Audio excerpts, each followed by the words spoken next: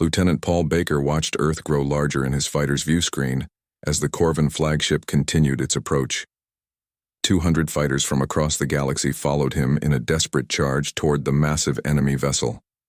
"All fighters, this is Baker," he called over the radio. "Remember, we need to hit their shield generator simultaneously. Miss the timing and we all die for nothing." The Corvin flagship was 3 miles long and bristled with weapons. Its shields shimmered like a soap bubble around the dark hull. Paul's fighter was tiny in comparison, like a bee attacking a battleship. Captain Steve Carter commanded the EDS Terra, humanity's most powerful warship. He watched the fighters racing toward almost certain death and wished there was another way. "Captain," called his tactical officer, "the Corvin flagship is charging its main weapon. They're targeting the North American continent." Steve looked at the tactical display showing Earth below them. 3 billion people lived on that planet, most of them unaware that the greatest battle in galactic history was happening above their heads. President Helen Gray's voice came through the communication system from Earth's orbital command center. "Captain Carter, what's the status of the fighter attack?" "Ma'am, Lieutenant Baker's squadron is 30 seconds from the enemy ship. If they succeed in bringing down the shields, we can destroy the flagship." "And if they fail?" Steve didn't answer. "Immediately. If the fighters failed, the Corvin weapon would fire on Earth in less than 5 minutes." "Ma'am, if they fail, we'll ram the Terra into the flagship's main gun." "Captain, that would be suicide." "Yes, ma'am. But it would save Earth." "Doctor." Lisa Kane sat in the communication center aboard the Terra, monitoring radio signals from across the galaxy. Since the battle began, she had been listening to broadcasts from dozens of species, all watching to see if the impossible alliance could defeat the Corvin Empire. "Captain Carter," Lisa called out, "I'm receiving surrender signals from the disabled Corvin ships. They want to negotiate." Steve was surprised. "The Corvin Empire doesn't negotiate. They've never taken prisoners. These aren't coming from the Empire leadership. They're coming from individual ship commanders and crew members. Sir, I think many of them are tired of the war." Paul Baker's fighters reached the Corvin flagship's shields. The massive energy barrier crackled around them as they searched for the perfect moment to strike. "All fighters, hold position," Paul ordered. "Wait for the shield pulse." Every few seconds, the Corvin shields pulsed as they recalibrated. For a fraction of a second during each pulse, there was a gap near the shield generators. It was the only weakness in an otherwise perfect defense. Pulse in 3, 2, 1. Now. 200 fighters dove through the shield gap simultaneously. Most made it through, but 30 were caught by the closing energy field and destroyed instantly. Inside the shield perimeter, the fighters split into attack groups. Paul led his squadron toward the primary shield generator while other groups targeted secondary systems. "Remember," Paul called to his pilots, "hit the generators at exactly the same time. If even one stays online, the shields will regenerate." The Corvin point defense guns opened fire, filling space around the flagship with deadly energy beams. Fighter after fighter disappeared in explosions of light, but the survivors pressed on toward their targets. Paul's squadron reached the primary shield generator, just as the other attack groups reached theirs. The massive device was built into the flagship's hull like a metallic flower, crackling with energy. "All squadrons, fire on my mark," Paul ordered. 3, 2, 1. Mark. Every surviving fighter fired at once. Gravity cannons, plasma bolts, particle beams, and exotic energy weapons struck the shield generators from every direction. The Corvin flagship's shields collapsed in a cascade of failing energy. The massive vessel was suddenly vulnerable for the first time in its existence. "All ships fire," Captain Carter ordered. The combined fleet unleashed everything they had at the unprotected flagship. The alien vessel's armor began to crack under the assault, but its main weapon continued charging. Inside the Corvin flagship, Overlord Zixthak watched his ship dying around him. He had conquered 1,000 worlds for the Empire, but these humans and their allies fought unlike anything he had ever encountered. "Overlord," reported his weapons officer. "Main gun will be ready to fire in 60 seconds. Target their largest population center," Zixthak ordered. "If we must die, we will take millions of them with us." But then something unexpected happened. A human voice began broadcasting on all frequencies, reaching every ship in the system. Dr. Lisa Kane spoke into her microphone, addressing not just the Corvin flagship, but every disabled enemy vessel floating helplessly in space. This is Dr. Lisa Kane of Earth speaking to all Corvin forces.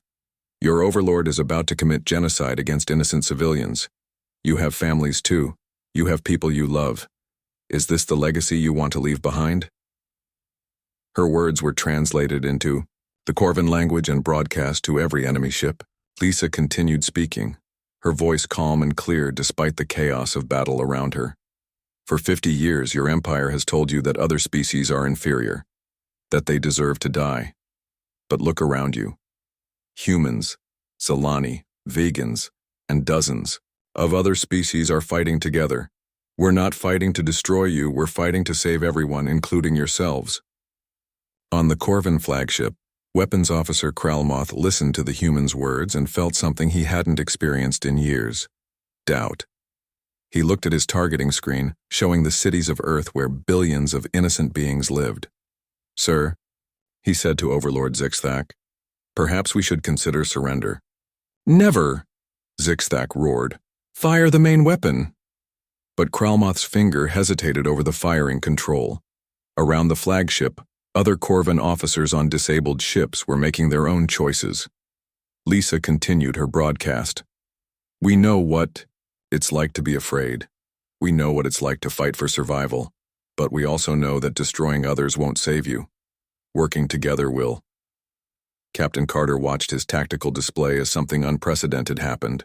Corvin ships throughout the system began powering down their weapons voluntarily. Ship after ship broadcast surrender signals. Captain, reported his communications officer, we're receiving hundreds of surrender messages. Most of the Corvin fleet is standing down. But the flagship was still a threat. Its main weapon was almost fully charged, and Overlord Zixthak showed no signs of backing down. President Gray's voice came through the radio again. Dr. Kane, keep talking. Whatever you're doing, it's working. Lisa took a deep breath and continued. Her message to the galaxy. The war doesn't have to continue. The killing doesn't have to continue. Every species in this system, including the Corvins, has the right to exist and prosper. We offer you not defeat, but partnership. On the Corvin, Flagship Weapons Officer Kralmoth made his decision. Instead of firing the main weapon at Earth, he turned it toward his own ship's reactor. If you won't surrender, he told Overlord Zixthak, then I'll make sure you can't commit genocide. The main weapon fired, but instead of destroying Earth, it disabled the flagship's power core. The massive vessel went dark, floating helplessly like the rest of the Corvin fleet. Overlord Zixthak stared at his weapons officer in disbelief. You have doomed the Empire. No, Kralmoth replied. I've saved it. The battle was over. In the space around Earth, 2,000 Corvin ships floated peacefully alongside the Allied fleet. For the first time in 50 years, the Corvin war machine had stopped. Dr. Lisa Kane's voice continued to broadcast across the galaxy, carrying humanity's message to every corner of known space. The quiet is over. Let's build something better together. Captain Carter looked out at the stars, where ships from across the galaxy were beginning to work together instead of fighting. Earth had broken its 230-year silence not with weapons, but with words that offered hope instead of destruction. President Gray addressed the fleet from Earth. To all beings in this system, welcome to a new age. The age of cooperation begins now. Lieutenant Paul Baker, one of only 50 fighter pilots who survived the attack on the flagship, flew his damaged ship slowly past the disabled Corvin vessels. Through his radio, he could hear Corvin crew members talking with human and alien engineers about repairs and resettlement. The galaxy had changed in a single day. The words that broke Earth's silence had become the words that ended the greatest war in galactic history. As the combined fleet began the long work of peace, one message continued to echo across the stars. We hear you. Earth remembers, and together we will build something better. The massive alien ship appeared without warning above Earth's orbital stations. Admiral Jake Morrison stood on the bridge of the UES Defiance, watching the enormous vessel block out the stars. The ship was bigger than anything humans had ever built. Its dark metal surface gleamed with strange lights that pulsed like a heartbeat.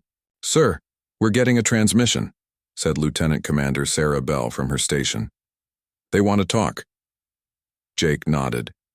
He had been expecting this day for 20 years, ever since humanity first met the aliens. "Put them through to the main conference room. Contact President Sullivan and Captain Carter immediately." Within an hour, Earth's leadership gathered in the secure meeting room aboard the Defiance. President Frank Sullivan looked tired, but determined. Captain Lisa Carter, Earth's chief diplomat, sat beside him with a stack of files. Dr. Alex Thompson, head of military research, quietly took notes in the corner. The holographic projector hummed to life. A tall, thin alien appeared in the center of the room. Its skin was pale blue and covered in scales. Four arms moved gracefully as it spoke. Behind it stood other aliens of different species, all wearing ornate robes that sparkled with embedded technology. "I am Ambassador Kex Thule of the Galactic Council," the alien said. Its voice was cold and mechanical through the translator. "I speak for 12 ancient species who have ruled this galaxy for 10,000 years. President Sullivan leaned forward. "Welcome, Ambassador. We're always happy to talk with our galactic neighbors." Kex Thule's four eyes narrowed. "This is not a social visit, human. We come with an ultimatum." The alien waved one of its hands. A holographic map of the galaxy appeared, showing human colonies scattered across dozens of star systems. Red markers highlighted each human settlement. "Your species has expanded too quickly," Kex Thule continued. "In merely 100 years, you have spread to 47 star systems. This aggressive expansion threatens the stability we have maintained for millennia." Captain Carter spoke up. "Ambassador, our colonies are peaceful. We trade freely with all species and have never attacked anyone." "Peace is irrelevant," another alien said from behind Kex Thule. This one looked like a giant insect with shimmering wings. "Power is what matters. Your rapid growth demonstrates dangerous ambition." Kex Thule nodded. "The Council has decided. Humanity will surrender all colonies beyond your home system immediately. You will accept Council oversight of your government and military. You will pay tribute to the Council every year. You will limit your population and technology development according to our guidelines." The room fell silent. Jake could hear his own heartbeat. This was the moment he had trained for his entire military career. President Sullivan asked, "And if we refuse?" "Then we will destroy every human settlement in the galaxy," Kex Thule said without emotion. "We will blockade your home system until your species starves. We will ensure that humanity never again threatens galactic stability." That's when Captain Carter started laughing. It began as a small chuckle, then grew into full laughter that echoed through the room. President Sullivan joined in, followed by Dr. Thompson. Even Admiral Morrison found himself smiling. The aliens looked confused. Kex Thule's scales changed color from blue to dark purple. "You find your extinction amusing?" Carter wiped tears from her eyes. "I'm sorry, Ambassador. It's just that you've made a huge mistake." "What mistake?" the insect alien demanded. "You assume we're the same as every other species you've bullied?" President Sullivan said. "You think we'll just roll over and give up everything we've worked for?" Kex Thule stepped closer to the projector. "Every species submits to superior force. It is the natural order." "Not humans," Jake said quietly. "We don't negotiate with bullies." Carter stood up and walked toward the hologram. "Let me explain something about human history, Ambassador. We've been fighting each other for thousands of years. We've survived ice ages, plagues, wars, and disasters that would have wiped out most species. And every time someone stronger tried to conquer us, we found a way to fight back." She pointed at the galaxy map. "You see expansion. We see exploration. You see threat, we see opportunity. You think we built those colonies just to farm and mine?" The alien delegation exchanged glances. For the first time, Quetzalcoatl looked uncertain. Dr. Thompson spoke up from his corner. "We've been studying galactic politics for 2 decades, Ambassador. We know how the Council operates. Might makes right. Technological superiority equals political control. Fear keeps everyone in line." "These are facts," Quetzalcoatl said, but his voice sounded less confident. "They were facts," Carter corrected. "Until now." President Sullivan stood. "Here's our counteroffer, Ambassador. Leave our space immediately. Never threaten humanity again. Treat all species in the galaxy as equals instead of subjects. Maybe, then we can be friends." Quetzalcoatl's scales turned almost black. "You dare make demands? We have fleets that could turn your worlds to ash. We have weapons that could crack planets. We have technology your primitive minds cannot comprehend." Jake finally spoke. "Then use them." The simple challenge hung in the air like a loaded weapon. The aliens stared at the humans in disbelief. "You want to die?" the insect alien asked. "We want to live free," Carter replied. "If you can't understand the difference, then we have nothing more to discuss." Quetzalcoatl drew himself up to his full height. "The Council is merciful. We give you 72 hours to reconsider. Gather your leaders, consult your military, calculate your odds. When you understand the futility of resistance, contact us with your surrender." The hologram flickered and died. The aliens were gone. President Sullivan turned to his team. "Well, that went about as expected." Dr. Thompson closed his notebook. "Should I activate Project Prometheus?" "Do it," Jake said. "Send the signal to all fleet commanders. It's time to show the galaxy what humans can really do." Carter walked to the window and looked out at the stars. 72 hours to surrender. She smiled. "I think that should be just enough time to prepare our response." As the leadership team dispersed to their ships and stations, Jake remained on the bridge. He opened a secure channel to Fleet Command. "This is Admiral Morrison. Authorization code Omega-77. Activate all defensive protocols. Recall all deep space units. Prepare for full military engagement." He paused, looking out at the alien ship still hanging in space like a dark omen. "And someone get me Colonel Mitchell. It's time for the Shadow Squadron to earn their pay." The countdown to war had begun. The Council thought they were giving humanity time to surrender. Instead, they had given Earth's military the chance to spring the trap they had been building for 20 years. The aliens would learn that humans had studied their enemies very carefully, and they were about to discover that Earth's laughter had not been born of madness, but of confidence in secrets. The galaxy was about to learn the hard way. The Council chamber on Centros Prime buzzed with excited conversation. Representatives from 12 ancient species filled the massive circular room, their various forms creating a strange rainbow of alien life. At the center, Ambassador Quetzalcoatl stood before a holographic display showing the human star systems. "Fellow Council members," Quetzalcoatl announced, his voice echoing through the chamber, "the human problem will soon be solved. They have 72 hours to surrender, though I expect their response much sooner." A massive creature covered in thick armor plates laughed, the sound like grinding stone. "Humans are such a young species. They barely discovered faster than light travel a century ago. They will see reason quickly." "Indeed," agreed a floating jellyfish-like being whose tentacles sparked with electricity. "Their ships are crude. Their weapons are primitive. Their military doctrine is centuries behind ours." Quetzalcoatl nodded confidently. "When they realize the size of our combined fleets, they will beg for mercy. Perhaps we will allow them to keep 1 or 2 colonies as servants." Back in the Sol system, a very different conversation was taking place.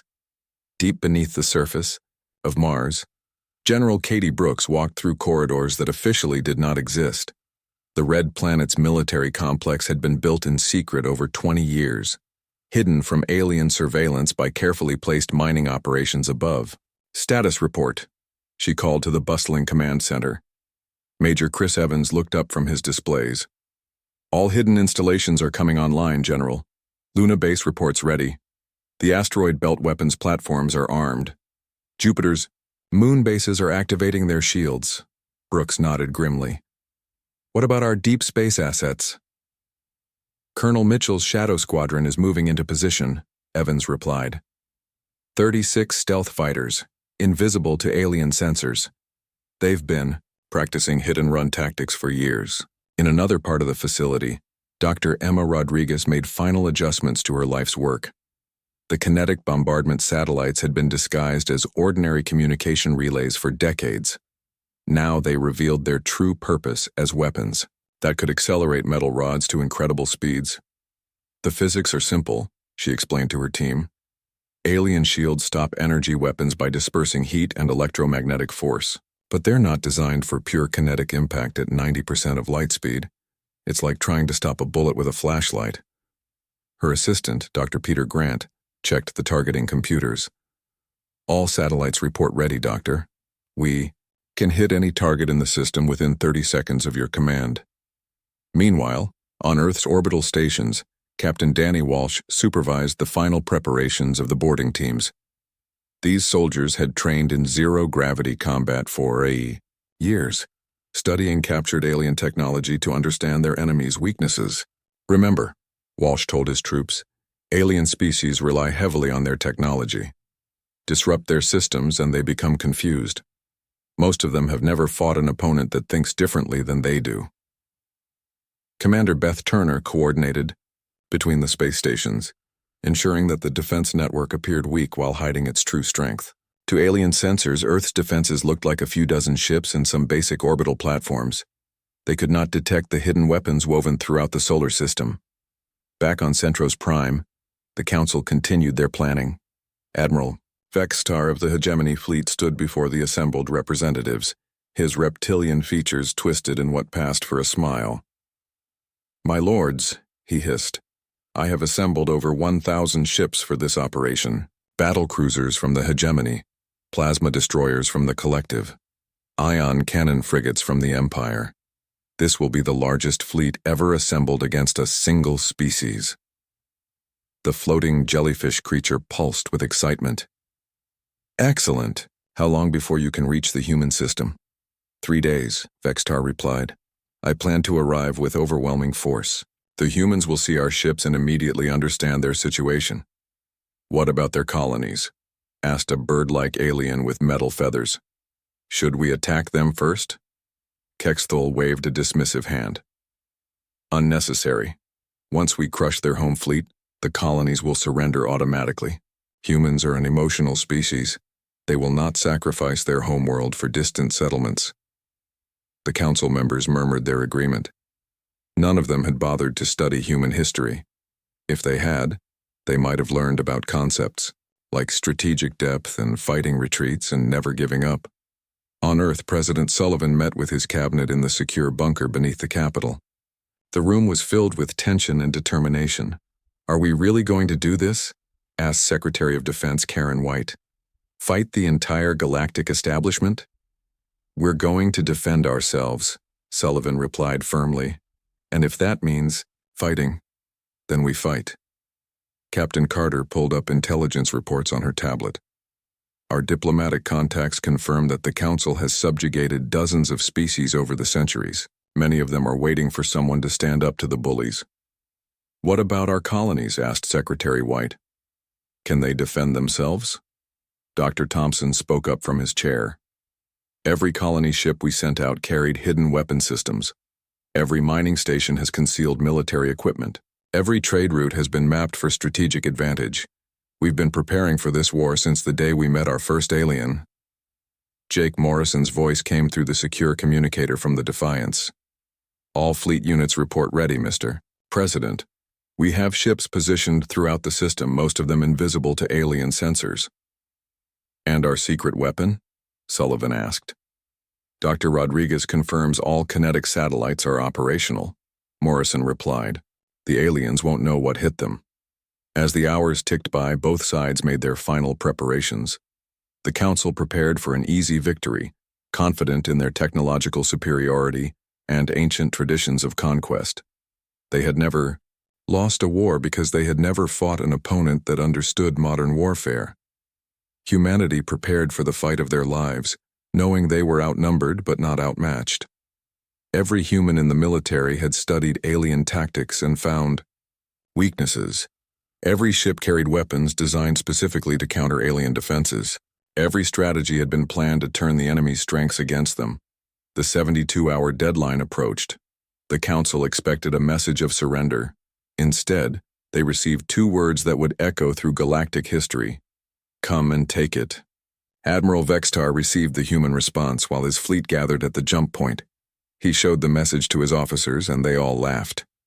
Brave words for a doomed species, he said. Launch the fleet. It is time to teach these humans their place in the galactic order. 1,000 alien ships jumped toward Earth, carrying the combined military might of 12 species.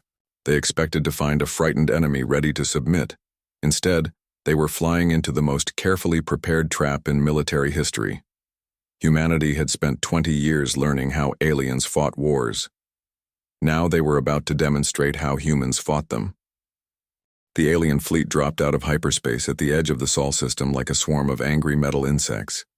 Over 1,000 ships spread across space in perfect formation, their hulls gleaming with weapon ports and shield generators. Admiral Vextar stood on the bridge of his flagship, the massive dreadnought Eternal Conquest, and smiled at the sight of the small human force waiting near Jupiter. 30 ships, he hissed to his bridge crew. This is what they send to stop us? Their entire fleet could fit inside our cargo holds. His tactical officer, a crab-like creature with multiple eyes, studied the sensor readings. Admiral, the human ships appear to be older models. Minimal shielding, basic weapon systems. They are not even attempting to hide. Admiral Morrison stood on the bridge of the UES Defiance, watching the alien fleet through the main screen. Around him, 30 human ships held a loose formation, looking exactly like what they were supposed to be. The last desperate defense of a doomed world. All ships, maintain positions, Morrison said calmly into his communicator. Let them think we're all they have to worry about. Captain Danny Walsh, commanding the cruiser Valiant, checked his instruments. Admiral, they're taking the bait. The entire fleet is moving toward us in attack formation. Perfect, Morrison replied. Colonel Mitchell, are your people in position? The invisible Shadow Squadron fighter drifting silent among the asteroids, Colonel Ryan Mitchell smiled grimly. All units ready, Admiral. They have no idea we're here. The alien fleet advanced with the confidence of predators approaching helpless prey. Their formation was textbook perfect, designed to overwhelm any conventional defense. Battleships formed, the center, with cruisers and destroyers protecting the flanks. Support ships hung back to provide logistics and command coordination.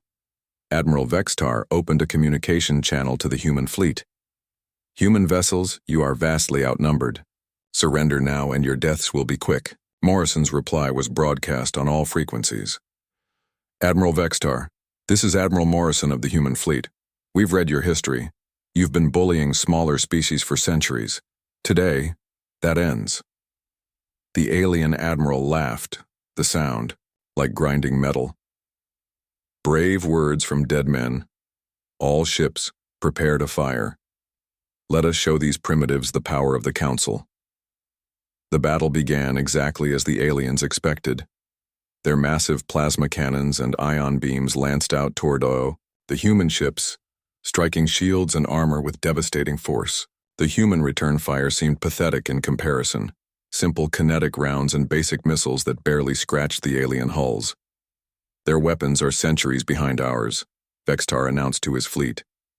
This will be over quickly. 3. Human ships exploded under the alien bombardment, their hulls splitting apart in balls of fire and metal. The remaining human ships scattered, appearing to panic as they tried to avoid the overwhelming firepower directed at them. They're running, the tactical officer reported with satisfaction. Human morale is breaking. That's when Dr. Rodriguez activated the kinetic bombardment system. Hidden among the satellites and space debris throughout the Sol system, 37 kinetic platforms received their targeting data simultaneously. Each platform locked onto a different alien capital ship and fired tungsten rods accelerated to 90% of light speed. The alien fleet's sensors detected the incoming projectiles exactly 0.3 seconds before impact. There was no time to react, no time to raise additional shields, no time to take evasive action. The first kinetic rod struck the Eternal Conquest amidships. The tungsten projectile, no bigger than a telephone pole but moving at unimaginable speed, punched through. The alien shields like they weren't there. It passed completely through the massive dreadnought, creating a hole 3 meters wide that went from bow to stern. Admiral Vextar had just enough time to see his bridge split in half before the ship's reactor exploded. Across the alien fleet, similar destruction erupted as kinetic rounds found their targets. The aliens' energy shields, designed to stop plasma and laser weapons, provided no protection against pure kinetic force delivered at relativistic speeds. Battleships cracked like eggs. Cruisers split in half, destroyers simply vaporized. "What is happening?" screamed the captain of the hegemony cruiser Darkstar as his ship shuddered under impact. "Our shields aren't stopping them." Before anyone could answer, Colonel Mitchell's Shadow Squadron materialized around the alien fleet like ghosts becoming solid. The stealth fighters had been invisible to alien sensors, using quantum field generators to bend light and gravity around their hulls. Now they dropped their cloaking and opened fire. The Shadow Squadron pilots had trained for this moment their entire careers. They knew exactly where to hit each type of alien ship to cause maximum damage. Plasma conduits, shield generators, command bridges, engine cores. Every shot was precise, every attack calculated for maximum psychological impact. Commander Beth Turner coordinated the space station defenses as the alien fleet tried to regroup. What had appeared to be simple orbital platforms suddenly revealed hidden weapon batteries and fighter launch bays. The helpless Earth defenses transformed into a deadly network of crossfire and coordinated attacks. "All stations, execute pattern." "Delta," Turner commanded. "Hit their command ships first, then their carriers." The aliens found themselves fighting an enemy that seemed to be everywhere at once. Stealth fighters appeared and vanished like deadly shadows. Kinetic rounds struck from impossible angles. The space stations they had ignored turned out to be heavily armed fortresses. Major Chris Evans, monitoring the battle from Mars Command, watched the tactical display with satisfaction. "General Brooks, the alien formation is collapsing. They're trying to retreat to the jump point." "Let them run," Brooks replied. "But make sure they remember this lesson." Captain Walsh launched his boarding teams as alien ships began to lose power. Human Marines in powered armor swarmed onto damaged vessels, using their knowledge of alien technology to disable critical systems. They moved through alien corridors like they had been born there, because they had studied the layout of every Council ship design for 20 years. The battle that the aliens expected to win in minutes stretched into hours of desperate fighting. Every time they thought they understood the human strategy, another surprise weapon revealed itself. Hidden mines exploded among their formations. Drone swarms attacked from the asteroid belt. Even the destroyed human ships turned out to be decoys filled with explosives. As the surviving alien ships finally limped toward the jump point, their communication channels filled with panicked reports that would soon reach every corner of the galaxy. "They were ready for us," transmitted Captain Zekmore of the surviving cruiser Last Hope. "The humans knew everything about our ships, our weapons, our tactics. It was a trap." "Impossible," came the reply from Centros Prime. "Human technology is primitive. Their military is inexperienced." "Then explain how they destroyed 70% of our fleet," Zekmore shot back. "Explain how they had weapons we've never seen before. Explain how they fought like they've been planning this battle for decades." The few alien ships that escaped carried with them the shocking news that would shatter the Council's confidence. Humanity had not just survived the Council's attack. They had planned for it, prepared for it, and turned it into a devastating defeat for the galaxy's most powerful military force. On Earth, President Sullivan addressed the planet and broadcast the message to every corner of human space. "Fellow humans, today we proved that freedom is worth fighting for. The galaxy tried to make us kneel, and we showed them that humans stand up to bullies." Admiral Morrison surveyed the wreckage of the alien fleet scattered throughout the Sol system. "This is just the beginning," he said quietly. They'll be back with everything they have. Colonel Mitchell's voice came over the communicator from his fighter. Let them come, Admiral. We'll be ready. The first battle was over, but the war for humanity's freedom had only just begun. The Council would learn that attacking Earth had been the worst mistake in their 10,000-year history. 6 months after the Council's ultimatum, the final battle began above Centros Prime. The once mighty capital world of the Galactic Empire was now a fortress under siege, surrounded by the largest space fleet ever assembled. But this time, humans led the fleet, supported by dozens of species that had thrown off centuries of Council oppression. Admiral Morrison stood on the bridge of the UES Defiance, watching the combined human and rebel armada spread across space like a constellation of hope. 500 human ships flew alongside vessels from 47 different species, all united in their determination to end the Council's reign of terror. All fleet commanders report ready, announced Commander Turner from her position at the communications station. The Kalari Liberation Fleet signals ready. The Nektos Freedom Squadron is in position. The Zephyri Independence Force stands by for orders. Morrison nodded grimly. This battle would decide the future of the galaxy. Either the Council would fall and a new age of cooperation would begin, or their final desperate stand would drag the galaxy into centuries of war. On Centros Prime, the Council's last meeting took place in an underground bunker as human ships blockaded their world. Ambassador Kexthul looked around the chamber at the few representatives who remained. Many species had already switched sides, while others had simply surrendered when human fleets appeared in their space. How many ships do we have left? Asked the armored hegemony delegate, his voice hollow with defeat. 300, replied Admiral Vexstar's replacement, a younger officer who had inherited command of the shattered Council fleet. Most are damaged from previous battles. Our crews are demoralized. Many refuse to fight. The floating jellyfish creature pulsed with dim colors. Perhaps we should accept their surrender terms. Kexithul's scales turned dark with rage. Never. We have ruled this galaxy for 10,000 years. We will not bow to primitives who barely learned to fly between stars. Outside the bunker, human marines and their alien allies had already landed on the planet's surface.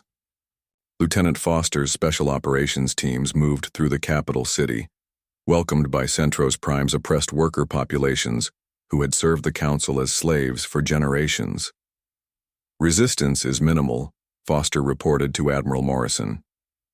Most of the population wants the Council gone.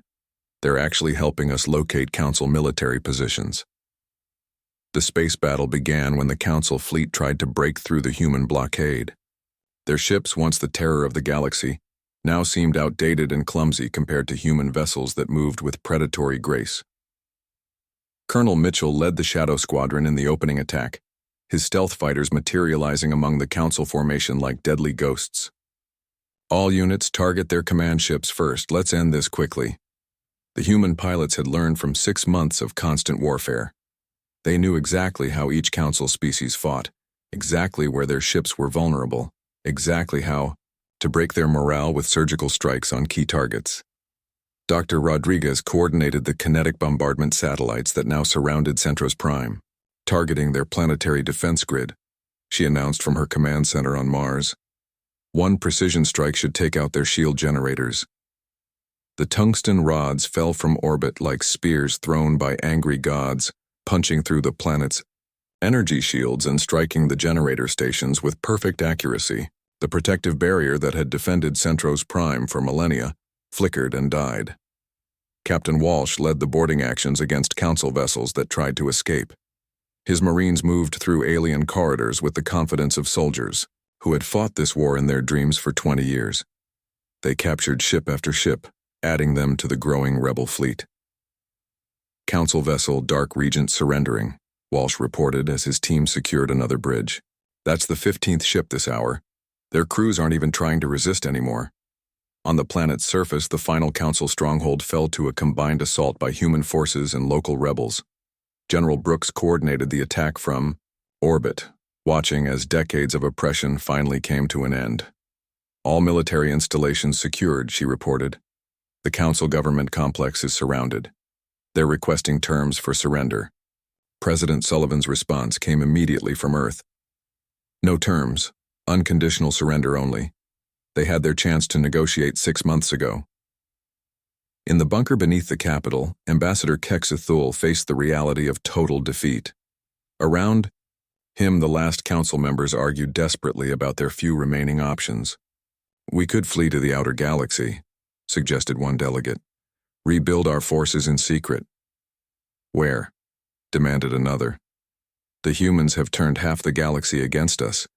Every species we ever conquered is hunting us now." Captain Carter's voice echoed through the bunker's communication system. She had managed to access their emergency frequencies, broadcasting humanity's final offer to the galaxy's former rulers. "Council members."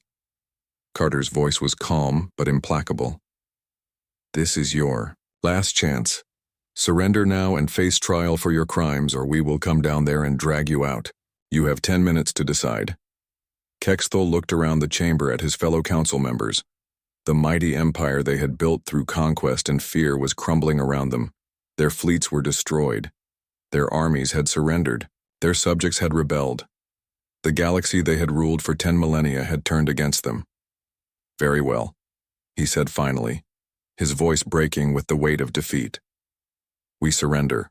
The surrender ceremony took place aboard the UES Defiance, with representatives from every liberated species watching as the council leaders formally submitted to human authority. Ambassador Kexathul signed the surrender documents with 4 trembling hands, officially ending the council's reign. "The Galactic Council hereby surrenders all military forces and governmental authority," Carter read from the document. "All council species will submit to war crimes tribunals. All oppressed peoples are declared free and independent." But humanity's victory celebration was brief. President Sullivan had already begun planning for peace, knowing that winning the war was only the first step toward building a better galaxy. "We didn't fight this war to become conquerors," Sullivan announced in his victory speech.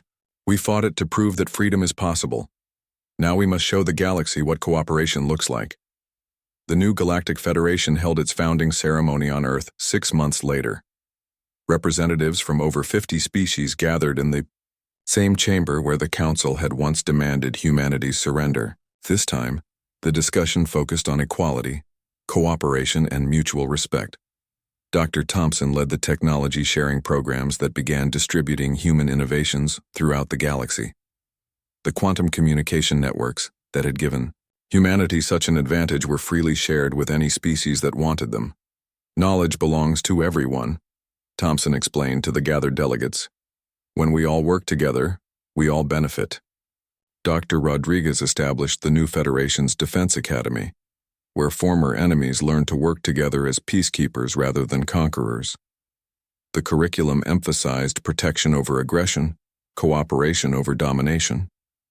Admiral Morrison, now commanding the Federation's peacekeeping fleet, ensured that no species would ever again face the choice between submission and annihilation. His ships patrolled the galaxy not as conquerors but as protectors, ready to defend any world that called for help.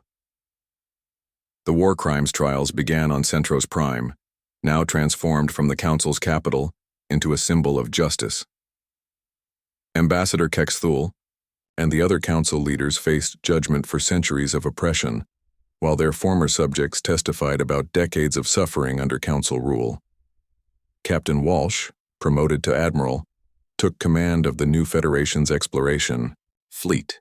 Instead of expanding through conquest, humanity led the galaxy in peaceful exploration of unknown regions, seeking new knowledge and new friends among the stars. The galaxy that had once trembled before the Council's might now looked toward a future of cooperation and mutual respect.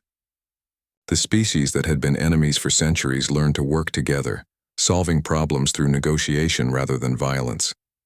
In the end, humanity's greatest victory was not the destruction of the Council's fleet or the capture of their capital. It was the proof that a different way was possible. The galaxy had spent 10,000 years believing that might made right, that the strong naturally ruled the weak, that peace could only come through conquest. Humanity had laughed at that assumption and proven it wrong. They had shown the galaxy that freedom was worth fighting for, that cooperation was stronger than domination, and that even the smallest species could change the course of history when they refused to surrender their principles. The Council had demanded Earth's surrender and received humanity's laughter in return. That laughter had echoed across the galaxy and awakened something that the Council had tried to suppress for millennia, the simple truth that every species deserved to be free.